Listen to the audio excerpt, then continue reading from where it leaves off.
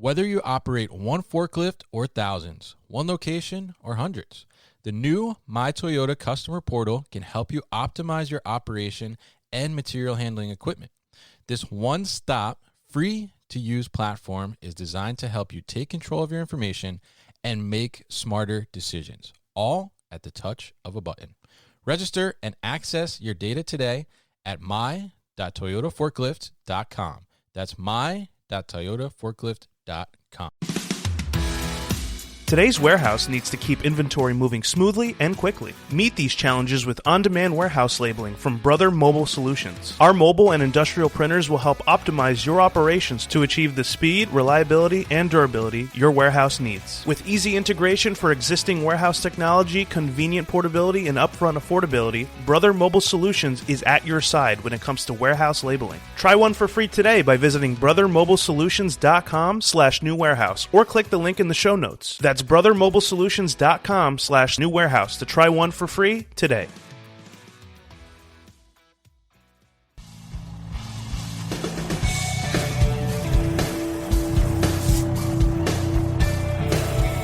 The New Warehouse Podcast, hosted by Kevin Lawton, is your source for insights and ideas from the distribution, transportation, and logistics industry.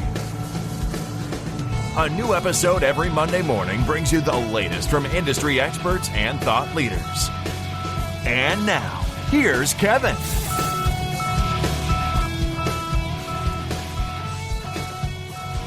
Hey, it's Kevin Lawton bringing you a new episode of the New Warehouse today.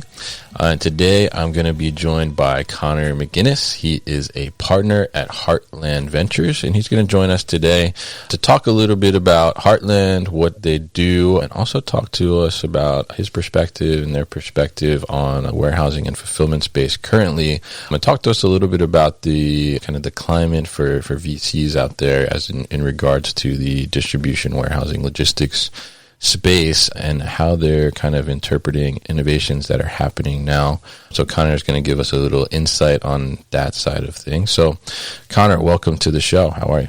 Thanks, Kevin. I'm doing well. I'm excited to be here. Definitely happy to have you on. Definitely happy to get your perspective on some of these things. But before we kind of get into that, why don't you kind of give us a brief overview of Heartland Ventures and what it is that you guys do? Sure. Yeah. So we're a venture capital fund, right? Mm-hmm. But we're a little bit different from your typical funds in that if you think of the mega funds out of the Bay Area or New York, those folks are comprised of investors that might be like your college endowment or your pension plan. I point that out because what that means is those big institutions will stroke a $20 million commitment to the fund and then kind of set it and forget it. They go away for 8 years or whatever it is, and they say, call me when you have my returns. Our investors are very different. Okay. They're very engaged with our model, and the reason is they're all industrial businesses across the greater Heartland. That's what the name of the fund is a nod towards, our investor base. So clearly that means there are a lot of logistics firms. In fact, you might say we have exposure to the entire value chain of logistics, even beginning with like those that construct warehouses, because broadly speaking, our investors come from logistics, manufacturing, construction, and even a little bit of real estate. On the logistics side, clearly that puts us in a position to hear what's going on in the 3PL world. But because of the manufacturing relationships we have, it also allows us to understand the greater supply chain challenges of manufacturers. And the way the model works is we spend a lot of time with those operating businesses that are investors in Heartland to understand what their pain points are. Right. And then we invest in technology that will address those pain points. Hopefully that helps. Yeah, definitely helps, and it's interesting as well. And I think it's interesting you touched on the Heartland side, and how there's just such a core there for the logistics and warehousing space in America because it's so centralized right in that area. So obviously you guys are very much involved in this space, and also hearing from your operator side and also the companies that you're investing in as well, kind of what's going on in the space. So as we look at the warehousing and fulfillment space currently, what's most interesting to Heartland and you? What's really kind of piquing your interest as something that's up and coming? Yeah. And back to your comment on being in the Heartland, that clearly, so we're in Columbus, Ohio. That's our headquarters. I myself and some other folks are in Indianapolis, Indiana. Then we have an office in Cincinnati as well. So if you look at that geography, that puts us within proximity to a huge portion of the U.S. population. So that's why you see all these warehouses being stood up in our metro areas today. But to your question, there's a lot that's interesting. First, clearly the alignment with our investor base because of what I just mentioned. Second, just the challenges that they're facing, some that are very macro in nature. So one would be labor, right? Not surprising to anybody that works within a warehouse. Yeah. Turnover rates for your typical business are anywhere from 12 to 15% per year. This is among kind of your typical industrial business. So that would include manufacturing and construction. In the warehousing space, it's more like 40 to 50%. Yeah. Right. So that's a real problem, especially in an environment where, at least historically, tribal knowledge has been an important way that firms, I'm really thinking about 3PLs, are operating their business. So if you're so dependent on what's inside your warehouse manager and worker's head, and those folks are increasingly leaving and being increasingly difficult to replace, that's going to be a hindrance to growth, right? Yes. And all of that is happening at a time where overall business demand is just increasing in the logistics space based on customer expectations. So Amazon Prime obviously changes everybody's outlook on how soon a package can arrive at their door. That's true for you and I, just as consumers, but even businesses, that leaks into their expectations as to what they should or how long it should take for a manufacturer to deliver their good, right? That reshoring, which we do see happening among manufacturers, which requires a more thoughtful and new approach to distribution networks to serve newer manufacturing facilities across the Midwest. Obviously, in this case, these distribution networks would now have to be more localized, will place even greater demands, we believe, on logistics stakeholders.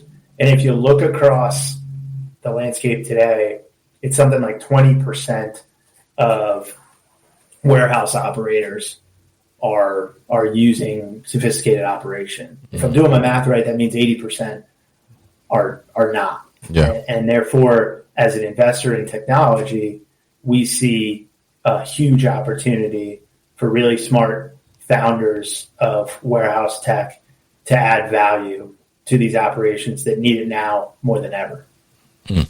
Interesting. And I'm very interested in the kind of the labor portion there that you mentioned. I mean, it's something that I think if we look back at, last year at Modex, that was like the overwhelming trend. I mean, I think I did like 40 interviews for the podcast at Modex, and, almost every single one of them, someone said something about labor and labor being short. And I think, it's interesting to see some of the tech that's addressing that, but I'm curious, what tech are you seeing out there that's like kind of trying to tackle these labor issues that you mentioned there, that's really kind of piquing your interest or has caught your attention? Yeah, so we've made a couple of investments ourselves, so I'll clearly be biased when talking about those. No problem. One in particular is third wave automation. So these folks are enabling warehouses to deploy autonomous forklifts. But what's unique about them is they're doing it in a way that only requires a retrofit. So obviously there are benefits in terms of a warehouse operation that has sunk some costs into existing capital equipment that is able to transition that equipment to autonomous capabilities. So instead of needing 10 forklift drivers to operate 10 forklifts, you can have one fleet manager operate 10 third wave forklifts. Right. That's an easy one. Outside of that, on the labor front, we've also invested in something called Fulfilled. So Fulfilled is a digital twin for the warehouse. And an oversimplified way to look at it is because it knows where everything is in real time. Yeah. It can be the engine of direction for warehouse workers or warehouse robots. So in this sense, Kevin, that's kind of a bridge to autonomy. I mentioned earlier, there's a big need for robotics, but today 80% of the market has not adopted that. And a large reason for that is expertise. It's not necessarily within the organization today. Even though they want to adopt that technology, they're not in a position to. So Fulfilled can be the brain that enables firms to adopt that. We've seen a lot of the things you would have seen at Modex in terms of other automation or technology generally addressing labor shortages. Anything from drones for cycle counting to the Boston Dynamic type technologies, right? It's really all over the map. Yeah, very interesting. And, definitely we've had Third Wave and Fulfilled on the podcast as well previously. So they're doing very interesting things. And I think that it's interesting you mentioned they're bridging that gap like to automation, right? So I think like in both situations with Third Wave and Fulfilled, they both have this solution that's kind of taking an existing set, right? And Third Wave is taking like existing equipment, automating it. And then Fulfilled is, like you said, able to create this digital twin that like a person can utilize to help them better navigate within the warehouse. And their solution is incredibly cool. I mean, it's like Google Maps in the warehouse, basically, right? And, and then also take that and use that same engine and apply it to automated instances or robots, like you said. I think that's really interesting. And I think the more tech that can help like kind of go in between like the manual and the person to the automated robot is going to help to close that gap of that 80% that you mentioned in there. So really interesting, definitely perspective there and kind of insights on some solutions that are helping address those issues. So I'm curious from a VC perspective, right? I was at Manifest recently, and there's some talk that I'm hearing from people that have startups or that are working within the industry that, obviously people all over have been, talking about this recession and the economy slowing down a little bit and all these different things. But, no matter what, I mean, our industry is always moving, right? It's always going to be there. It's essential. But there's a lot of talk about, VC money kind of not being as available as previous years when a lot of investment was starting to go into like supply chain logistics. So now that we're in 2023, I mean, what's your kind of take on that perspective? We'll be back after a quick break. You hear a lot about supply chains these days because if the past couple years have taught us anything, it's that an efficient, well-managed supply chain is absolutely critical to keeping businesses successful and consumers happy. I'm Will Haywood, and I host a podcast called All Business, No Boundaries, where we talk about supply chains, how they work, what happens when they don't, and the innovations that are redefining what's possible in the world of logistics. Join me for insightful interviews with thought leaders and industry experts. We discuss how optimizing supply chains can break down the barriers that are holding businesses back. That's All Business, No Boundaries by DHL Supply Chain. Listen and subscribe wherever you get your podcasts. There's a correction for sure in venture markets. Things were getting quite frothy from 19, 20, 21 into early 22.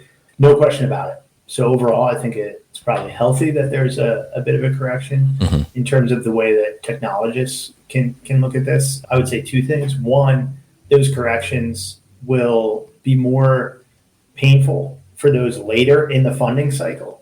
So a startup founded in 16, 17 that established some good traction, a lot of market attention, and then raised subsequent rounds of capital at high valuations as a result of the progress they've made, but also perhaps because they were raising at a, like I said, frothy time. Yeah. Well, now they go to raise their next round, let's say in early 24, late 23, they will need to have accomplished at that point everything that they said they would be able to when they raised their last round, but maybe in a different way. And that comes to my second point, where at this point, growth at all costs is no longer the goal, right? To the extent that it was previously. Yeah.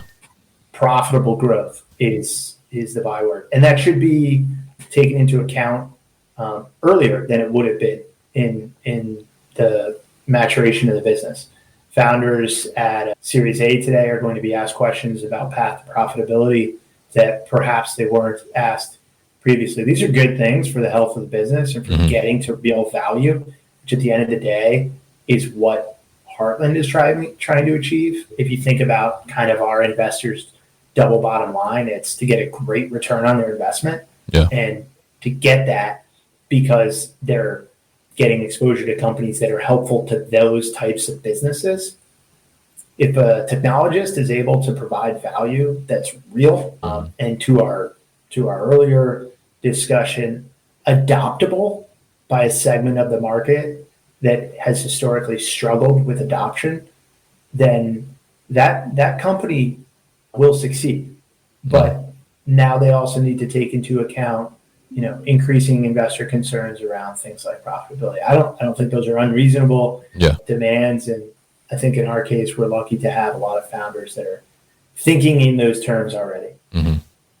Interesting perspective. And I think if you're giving somebody money and asking them to have a profit, I think that's reasonable as well. But I'm curious from that perspective because like you said, the 19, 20, 21, I mean, those kind of pandemic years, essentially, like, there was a lot of money coming into supply chain logistics type of tech because there was such a spotlight on it, right? Because it was, it became basically dinner table talk. Like, it was actually like in the realm of familiarity with the majority of people, whether they were in the space or not. It became such a focal point because it was so important, and it was highlighted that importance. So I mean, I'm curious as I'm thinking about this, do you think that in times of, I mean, right now, like you said, that there's a correction like happening or coming, right? I mean, do you think in times of where money is like more readily accessible to these startups versus like times of correction now, I mean, when do you think more innovation happens? Do you think when there's more money available, or do you think it's like when it gets a little tighter and companies are kind of like pushed more to make something happen? Yeah. I would separate it from the amount. This sounds weird coming from an investor, but separate the answer from whether capital is abundant or whether it's not, and place it more in the space of, are challenges really impactful in this time? That is, you're pointing out during the height of the pandemic, supply chain was as an inadequate supply chain or a struggling supply chain was impacting everybody, and that's a problem. Today, business leaders at large corporates, any industry, are looking at supply chain closer than they have in the past as a result of that experience, and to the extent that experience continues because they still feel it. Whether or not there is a decrease in the amount of investable capital, it almost doesn't make a difference on the number of folks trying to solve those problems. And this is a bit circular, but ultimately, like, the capital will return to this particular problem set if it remains one of the bigger problems. Right. So maybe the overall pie going into later stage startups is going to shrink a bit in 2023. It's all well and good. If on a relative basis, the attention is still being paid to those trying to conquer the issues present in warehouses and supply chain more generally. And I think we both feel that that is the case. And it's been validated by the stakeholders we talk to in every industry that the risk they're talking about today at the board level is supply chain. Therefore, the problem is still there and still getting attention. Does that make sense? Yeah, definitely. I mean, I think it's an interesting perspective because I think, like you said, the inadequate supply chain, and I think it's still, even though people have tried to put more attention on it and things of that. I mean, there's still so much room for improvement, I think, in making sure that it's a more, resilient. So, we don't run into those same issues that we saw during the pandemic, and just getting it overall more efficient as well and sustainable. I think is, there's still tons and tons of opportunity there. So I think your perspective is really, really interesting there. I think that makes a lot of sense. So very interesting kind of takes here. And I'm curious, as we kind of come to a close here, I mean, as you look at the landscape and, specifically kind of in the distribution, fulfillment, warehousing side, what do you think is kind of the most interesting innovation happening right now in the space? Can I name a few? Sure. We end up looking at 75 different technologies every month, so it's tough for me to narrow it down. Oh, wow. Okay. Obviously, I mentioned robotics in the form of third wave, and there are all sorts there. I think that's a big solution to the labor problem, and it's not really replacing people. It's to do the jobs that people previously did that they're no longer around to do. So that's a big subset right there. Then just looking at like different workflows across spaces like 3PL payments. Big area of challenge today among 3PLs. So we've seen a number of technologies, one in particular, like Freight Pay, trying to address the fact that billions in transactions are disputed every day. Right. So how do we make this better so that folks are tracking these things and not holding on to cash because they need to, or sitting on accounts receivable, but making things more seamless. As financial innovation has occurred, that should spread into the logistics space. Another area that gets me excited is we're getting crushed with data in every industry, right? And logistics and warehousing is no different. But how do we equip, especially mid-market players, with the capabilities to get value from that data? Yeah. We've looked at a number of technologies, a couple that come to mind, optimal dynamics, swarm engineering, that are enabling not just warehousing, but logistics operators generally to do something with their data. So swarm is more of a just broadly speaking data solution. That is, it's not only going after logistics, but anywhere where combinatorial problems exist, which is just a fancy way to say just a ton of data, and we don't know how to use it to solve the basic problem. Yeah. Right. So I think they started by helping General Mills optimize their mix in cereal plants, but they can bring that to the logistics space to figure out how to do route planning or load planning. Optimal dynamics is another one I mentioned, and they're specifically attacking load planning. So how to account for that LTL load in the most efficient manner, taking into account the route, customer needs, and then planning to get a load back in a similarly efficient manner. So I think enabling firms to better use data, enabling firms to address their labor challenge, and enabling firms to manage their cash and get paid are all three that come to mind as we interact with warehouse operators every day and understand what they're challenged by. Those are the ones that we hear a lot about, and therefore those are the ones that guide us to founders that are addressing those problems. Very interesting. And yeah, I think it's definitely an interesting perspective you're bringing here, and certainly some great insights you're giving us in terms of, what's interesting in the innovations. And, obviously, like you said, reviewing 75 different technologies a month. I'm sure you definitely got a lot to pick from there. So really interesting talking to you, Conor, and I really appreciate you coming on the show and giving us your perspective and some insight from the VC world as well into our space. So if people are interested in learning more about Heartland Ventures, how can they do that?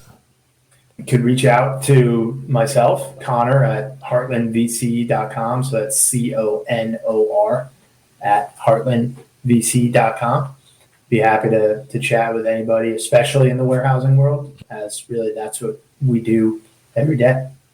All right, great. And we'll definitely put that information at thenewwarehouse.com so people can easily find it. So, Conor, thank you very much for joining me on the show today. You've been listening to the New Warehouse Podcast with Kevin Lawton. Subscribe and check us out online at thenewwarehouse.com.